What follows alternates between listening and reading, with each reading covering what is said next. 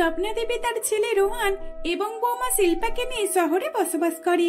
আসলে স্বপ্না দেবী তার বৌমাকে খুবই ভালোবাসতো, একদম নিজের মেয়ের মতো করে। কিন্তু শিল্পা শাশুড়ি মায়ের কিছু কিছু কথাতে তার রাগ হয়ে যেত। আসলে শিল্পা সে সবসময় নিজের মন মতোই করতে চাইতো, কিন্তু তার শাশুড়ি মা স্বপ্না দেবী তাকে তার ইচ্ছে মতো কোনো কিছু করতে দিত না। আসলে স্বপ্না দেবীর বৌমার শিল্পার খুবই খারাপ একটা বদ অভ্যাস ছিল, আর যেটা হলো শিল্পা রোজের রোজ মটন কিমা খেত। আর এই কারণেই তো স্বপ্না দেবী তার বৌমাকে প্রচন্ড পরিমাণে রাগারাগি করত। একদিন, বৌমা, আজকে আমি খাবার বানাবো, কারণ রোজ রোজ আমাকে ওই মটন কিমা খেতে একদমই ভালো লাগে না। তুমি খাবার বানাতে গেলেই তো সকলের জন্য মটন কিমা তৈরি করবে, আর ওই মটন কিমা সত্যি আমার একদম পছন্দ লাগে না। তাই আমি আজকে ভেবেছি আজকে আমি সকলের জন্য হালকা কিছু খাবার বানাবো, মানে খিচুড়ি বানাবো। কি খিচুড়ি? না না মা, আমি তো খিচুড়ি খেতে একদমই পছন্দ করি না। আর খিচুড়ি আবার খাই নাকি? কি রকম খেতে? ওইসব আমার একদমই ভালো লাগে না। আমার তো শুধু মটন কিমা খেতে ভালো লাগে। দেখুন মা, আপনি যদি খিচুড়ি বানাতে চান তাহলে বানাতে পারেন, তাহলে ওই খিচুড়িটা আপনাকে আর আপনার ছেলেকে খেতে হবে। ওই খিচুড়ি আমি খাবো না। কি বৌমা, তুমি এতদিন ধরে তো আমার মুখের ওপরে কোনোদিন তর্ক করোনি, আর আজ হঠাৎ মাটন কিমা খেতে বারণ করলাম বলেই তোমার এইরকম মুখের ভাষা হয়ে গেল? দাঁড়াও, আজকে খোকাকে বাড়িতে আসতে দাও, তোমার এই কথা আমাকে বলতেই হবে। দিনের পর দিন তুমি অনেকই খারাপ অভ্যাস করে ফেলেছো। দেখুন মা, আপনি আপনার ছেলেকে যা ইচ্ছে তাই বলতে পারেন, তাতে আমার কোনো যায় আসে না। কিন্তু হ্যাঁ, আমি তো মটন কিমা খাওয়া ছাড়তেই পারবো না।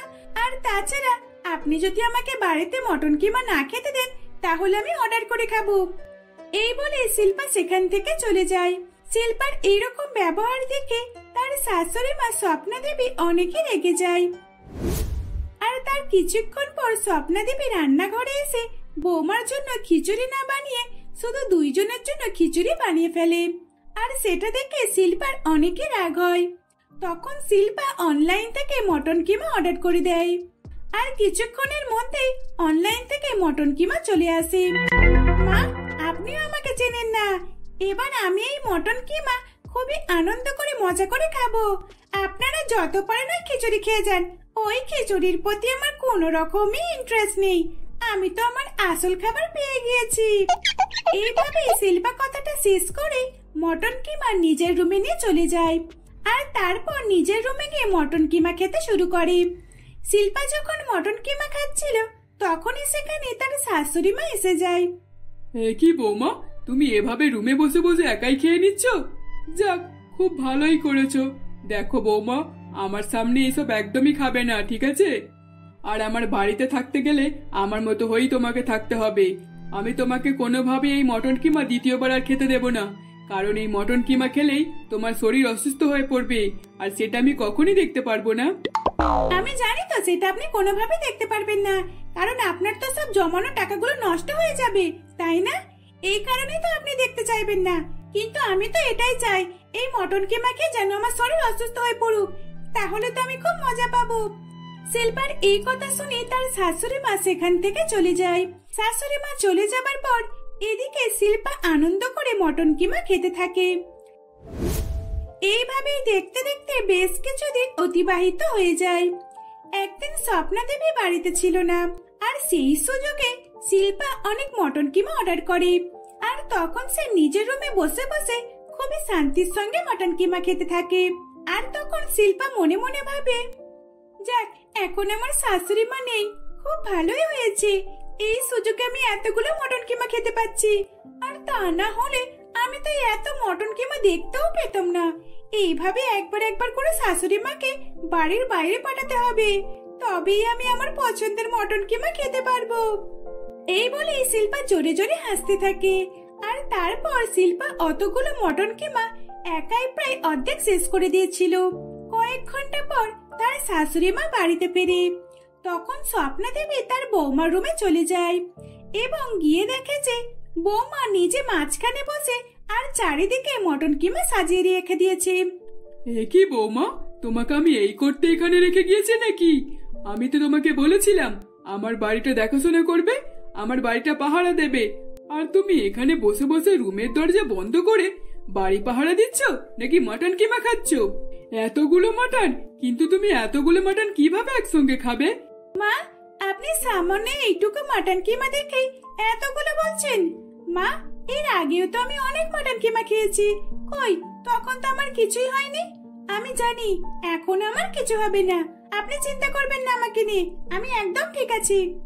বৌমা, তুমি কি জানো আমি একটা কি খবর শুনে আসলাম? তুমি যদি শোনো তাহলে এই মটন কিমা খাওয়া আজকেই বন্ধ করে দেবে। কি এমন খবর যে আমাকে আমার মাটন কিমা থেকে আলাদা করে দেবে? দেখুন মা, আপনি আমাকে যাই বলে ভয় দেখান না কেন, আমার মাটন কিমা থেকে আমাকে কেউ কখনো আলাদা করতে পারবে না। বৌমা, আগে শোনো তোমার কথাটা, তারপর না হয় বলবে, ঠিক আছে? দেখো, আমি যেই প্রতিবেশীর বাড়িতে গিয়েছিলাম তাকে তো তুমি চেনো না, আর তোমাদের বিয়েতেও আসেনি। সেই কারণে আমি ওদের সঙ্গে দেখা করতে গিয়েছিলাম, কিন্তু গিয়ে যা দেখলাম সেটা খুবই ভয়ঙ্কর ছিল। মা, আপনি কি এমন দেখলেন? আর তাছাড়া এত ভয়ঙ্কর কি ছিল? ও আচ্ছা আচ্ছা, নিশ্চয়ই আপনার ওই প্রতিবেশীর মেয়েটাকে ভূতে ধরেছে। আরে না না, ভূতে ধরতে যাবে কেন? শোনো, ওই প্রতিবেশীর বৌমাটা রোজে রোজ তোমার মতন মাটন কিমা অনলাইন থেকে অর্ডার করে খেত। আমি জানি না ওটা কোন অ্যাপ থেকে অর্ডার করতো, কিন্তু গিয়ে যা দেখলাম, ওহ বাবা রে বাবা! এই কারণেই তাড়াহুড়ো করে তোমাকে বলতে চলে এলাম, আর এসেই দেখছি তুমি এইরকম শুরু করে দিয়েছো। আচ্ছা, আপনি কি একটু ভালোভাবে বলবেন কি হয়েছে, আর আপনি কি এমন দেখেছেন? বৌমা, তোমার মতো ওই বৌমাটাও মটন কিমা খেতে পছন্দ করতো, আর এখন সে মটন কিমার নাম শুনলেই ভয় পাচ্ছে। কারণ কেন জানো? মটন কিমা অর্ডার করে একদিন খেয়েছিল, আর সেই লাস্টবার খাবার পর ওই বৌমাটার পুরোপুরিভাবে হাত পা মুখ ফুলে যায়। জানি না সেই মটন কিমাতে কি মেশানো ছিল, আর ওই কারণেই হাত পা মুখ সবকিছুই ফুলে যায়। তখন ওই প্রতিবেশী বৌমাটাকে হসপিটালে ভর্তি করতে হয়। হসপিটালে ভর্তি করার পর সে এখনো পর্যন্ত সুস্থ হয়নি, কারণ হসপিটালে নিয়ে যেতে অনেকটা দেরি হয়ে যাবার ফলে সে এখনো সুস্থ হয়ে উঠতে পারেনি। তাহলে এবার তুমিই ভেবে দেখো, তুমি এখনো কি মাটন কিমা খেতে চাও? এইসব আপনি কি বলছেন? তাহলে কি সত্যি সত্যি এরকম হয়েছে? হতেও তো পারে। অনলাইনে খাবার অর্ডার করা অনেক বিপজ্জনক। কিন্তু মা, আমি এতদিন ধরে খাবার অর্ডার করেছি, কই আমার তো কিছুই হয়নি। ঠিক আছে, এবার আর আমি তোমাকে কিছুই বলবো না। তোমার ইচ্ছে গেলে তুমি খাবে, আর না হলে না খাবে। এবার সম্পূর্ণই তোমার ব্যাপার। আমার তো শুধু সাবধান করার ছিল, তাই আমি তোমাকে সাবধান করে দিলাম। শাশুড়ি মায়ের মুখে এই কথা শুনে শিল্পা একটু একটু বুঝতে পারে যে হয়তো তার শাশুড়ি মা ঠিক এবং সত্য কথাই বলছে। এর ফলে শিল্পা বাকি মটন কিমাগুলোকে সবগুলোই ফেলে দেয়, আর সেদিন রাত্রেবেলা শাশুড়ি মায়ের কাছে গিয়ে বলে, মা, আপনি ঠিকই বলেছেন, এত মটন কিমা খাওয়া সত্যি আমার উচিত হয়নি। আমাকে ক্ষমা করে দিন। আপনি আমাকে অনেকবার বারণ করেছেন, কিন্তু আমি আপনার কোনো কথাই শুনতে চাইছিলাম না। আমারও যদি ওইরকম কিছু হয়, তার কারণে তো আপনি আমাকে বারণ করেছিলেন। আমাকে সাবধান করার জন্য আপনাকে অনেক অনেক ধন্যবাদ। এইভাবেই শিল্পা ক্ষমা চাবার পর শাশুড়ি মা রুম থেকে নিজের রুমে চলে যায়। আর তখন তার শাশুড়ি মা মনে মনে ভাবে, যাক, তাহলে একটু হলেও আমি তো বোঝাতে পারলাম যে আমি অনেক কিছুই করতে পারি, আর সোজা আঙুলে ঘি না উঠলে আঙুলটাকে তো বেঁকাতেই পারি। বৌমা, আমি তোমার শাশুড়ি মা, তুমি আমার শাশুড়ি মা নাও, ঠিক আছে? এই বলে স্বপ্না দেবী ঘুমিয়ে পড়ে। তার নিজের প্ল্যানে সাকসেসফুল হয়ে যাবার কারণে সে অনেক খুশি ছিল। আর এইভাবেই স্বপ্না দেবী তার বৌমাকে বিপদের হাতগুলো থেকে বাঁচিয়ে নেয়। তখন স্বপ্না দেবীর আর কোনো চিন্তা থাকে না, কারণ তার বৌমা এখন স্বপ্না দেবীর সব কথাই শুনে চলে। আর স্বপ্না দেবী তার বৌমার ছোট ছোট আবদারগুলো মিটিয়ে দিত। আর এইভাবেই তার শাশুড়ি বৌমা দুইজন মিলে হাসি খুশিতে দিন কাটাতে লাগলো। বৌমা, বাড়িতে তো কিছুই নেই, আর এই নাও আমি কিছু টাকা দিচ্ছি, তুমি বাজার থেকে কিছু সবজি কিনে নিয়ে এসো, তারপর আমি রান্না করব, কেমন? আচ্ছা মা, ঠিক আছে। এই বলে টিনা শাশুড়ি মায়ের কাছ থেকে টাকা নিয়ে বাজারে সবজি কিনতে বেরিয়ে পড়ে। আর তারপর সে যখন সবজি কিনে বাড়িতে আসছিল, তখনই হঠাৎ করে এক গাড়ির সঙ্গে তার ধাক্কা লাগে। অ্যাক্সিডেন্ট হতে হতে টিনা বেঁচে যায়, আর সেই গাড়ির মধ্যে থেকে তিন ধনী বউ বেরিয়ে আসে। এই যে আমাদের এত বড় এত সুন্দর গাড়িটা কি তুমি চোখে দেখতে পাচ্ছিলে না? আমাদের গাড়ির সামনে কেন এসেছো তুমি? একটু ধনী বড়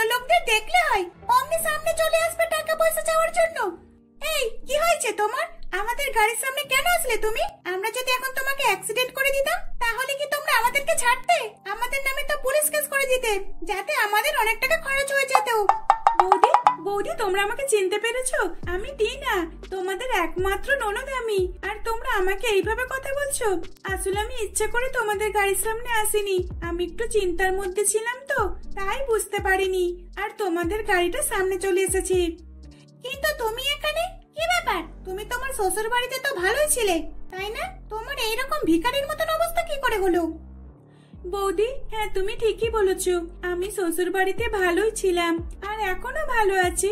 আসলে একটু টাকা পয়সার অসুবিধা হচ্ছে তো, তাই আর কি এরকম অবস্থা, কিন্তু তবু আমরা ঠিক আছি। আর দাদা, আমার তিন দাদা কেমন আছে বৌদি?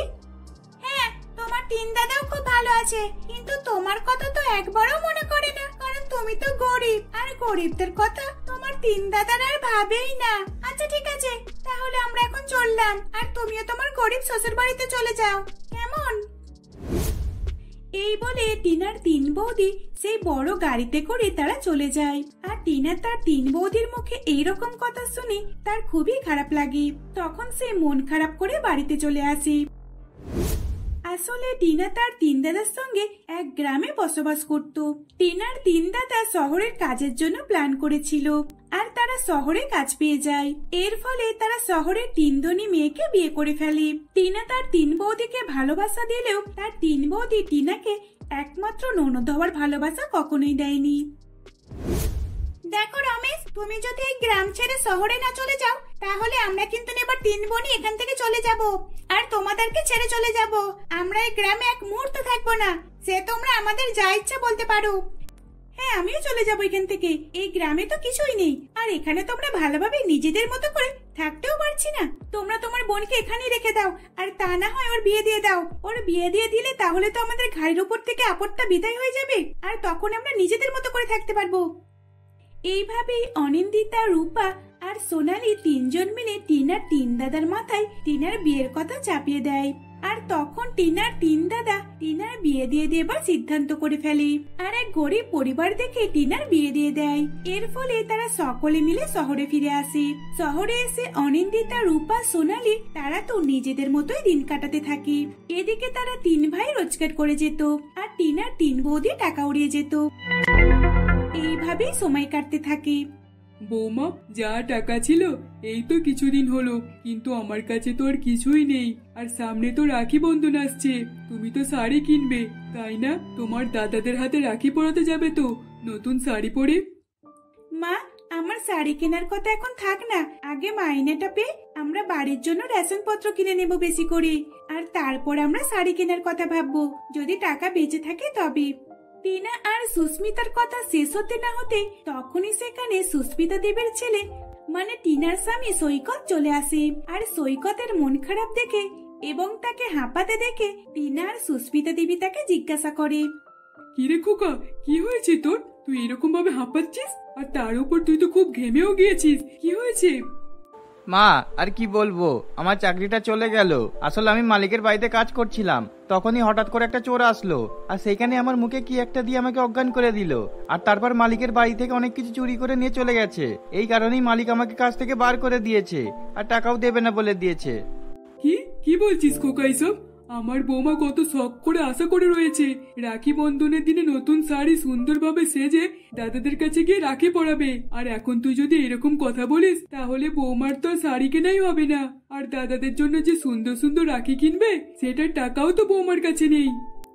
মা, আপনি এখন ওইসব কথা কেন বলছেন? আচ্ছা তুমি ভিতরে এসো, তুমি তো হাঁপিয়ে গেছো, একটু রেস্ট নিয়ে নাও। টিনার এই কথা শুনে তার স্বামী বাড়ির ভিতরে ঢুকে এসে জামা কাপড় চেঞ্জ করে একটু রেস্ট নিতে থাকে। আর পরের দিন সকাল থেকে সৈকতের প্রচন্ড পরিমাণে জ্বর চলে আসে। তখন তাদের কাছে টাকা না থাকার কারণে তারা কি করবে না করবে কিছুই বুঝতে পারে না।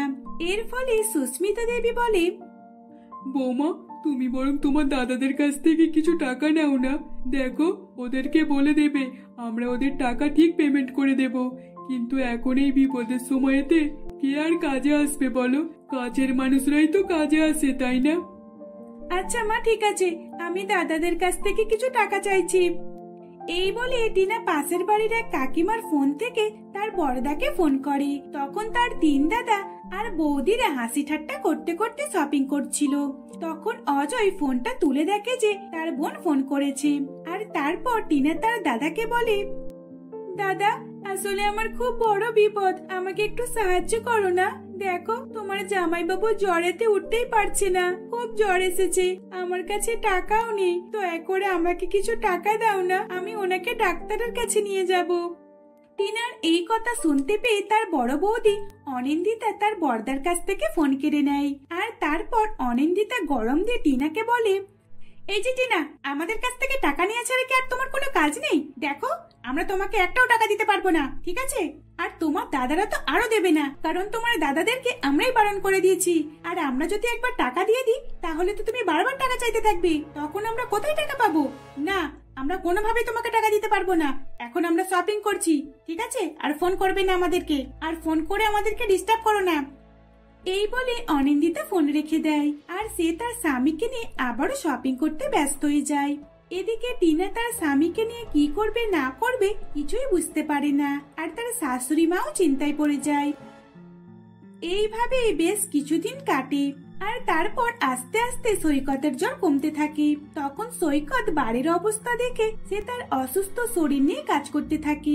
এর ফলে সে একটা কাজ পায় আর কিছু টাকা পেতেই সৈকত টিনার হাতে তুলে দেয়।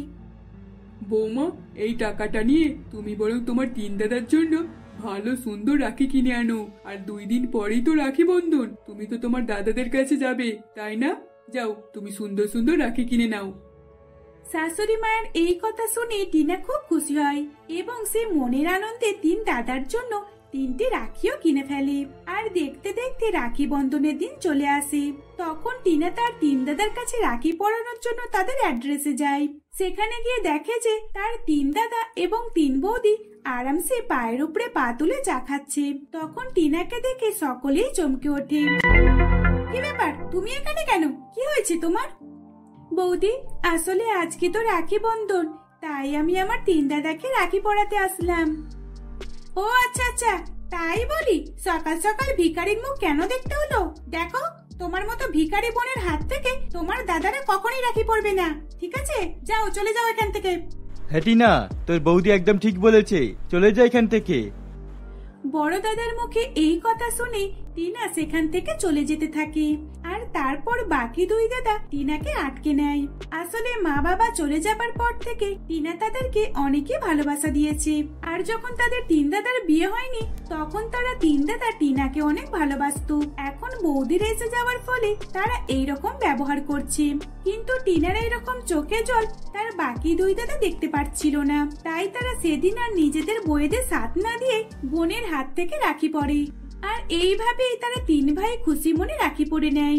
তখন অজয় বলে, বোন, আমাদেরকে ক্ষমা করিস, আমরা এই 3 মেয়ে চক্করে পুরো অন্ধ হয়ে গেছিলাম, তোকে তো ভুলেই গিয়েছিলাম, সত্যি আমাদেরকে ক্ষমা করে দিস। আর এই যে তোমরা, আমরা আর তোমাদের কোনো কথা শুনবো না, আমরা আমাদের বোনকে সাহায্য করব। অজয়ের এইরকম ব্যবহার দেখে তখন বাকি 3 বউ শুধরে যায়, কারণ তারা ভেবেই নেয় যে এবার হয়তো তাদেরকে আর কেউ বাঁচাতে পারবে না, তাই তারাও চুপ করে থাকে। এইভাবে টিনা রাখি বন্ধন খুবই ভালোভাবে কাটে। তারপর থেকে তার দাদারা সকলেই তাকে সাহায্য করত। এইভাবে টিনা হাসি খুশির সঙ্গে বসবাস করতে লাগলো।